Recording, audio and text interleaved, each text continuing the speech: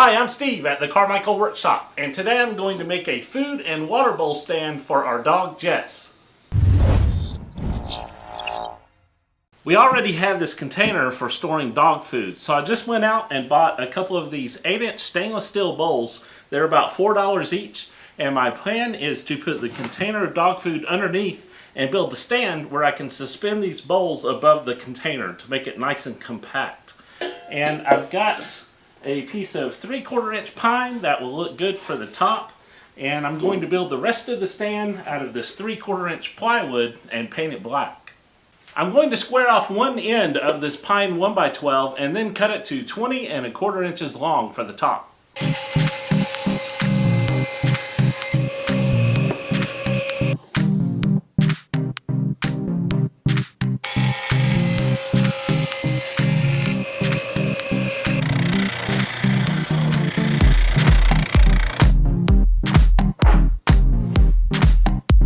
I'm setting my fence to 9 3/4 inches, which will be the height of the sides.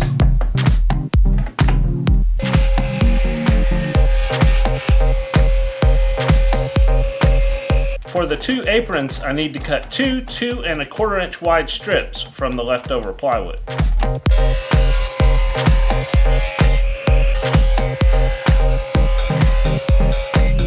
I'm going to cut the two side pieces that are 10¼ inches wide from this board, and I'm going to trim the two apron pieces down to 17¾ inches wide. This piece of plywood is a little warped, so I need to make sure I press down on my keeper piece so that my cut is square to this side of the board. Then when I go to cut my second piece, I want to make sure I trim off the edge to make sure that cut is square to that side of the board.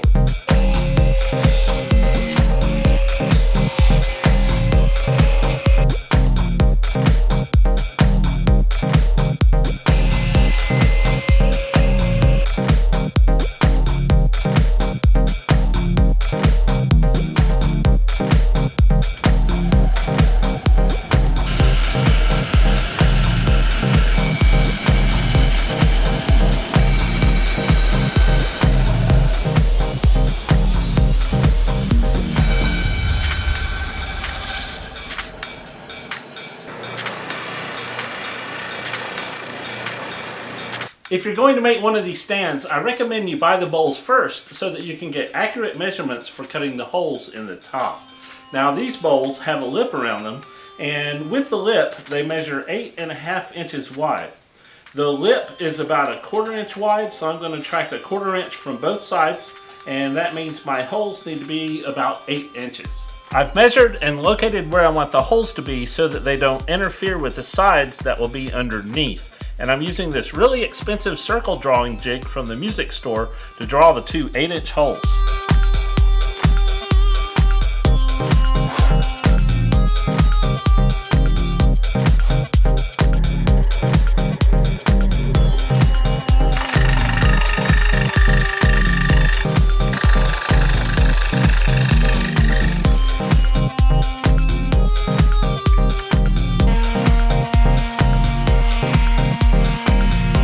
Got everything sanded, so I'm just going to put the base together with glue and brad nails.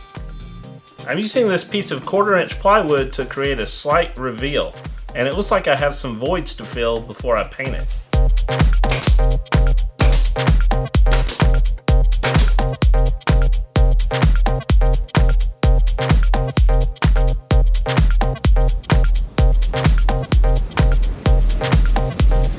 I'm going to cut the top ply off of this piece of plywood and just glue it into the voids.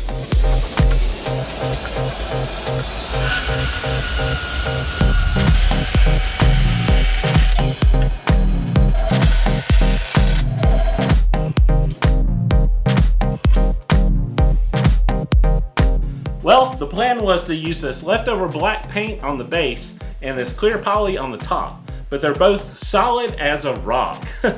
So I guess it's back to black spray paint and spray lacquer.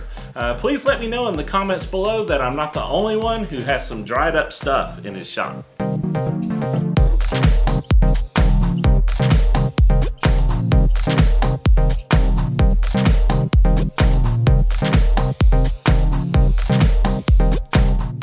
think the stand needs to have a couple of wooden paw prints on each side. So I'm taking one of the circles I cut out, I'm going to cut it in half and then resaw it up to a certain point, stick on my template, and then cut them both out at the same time.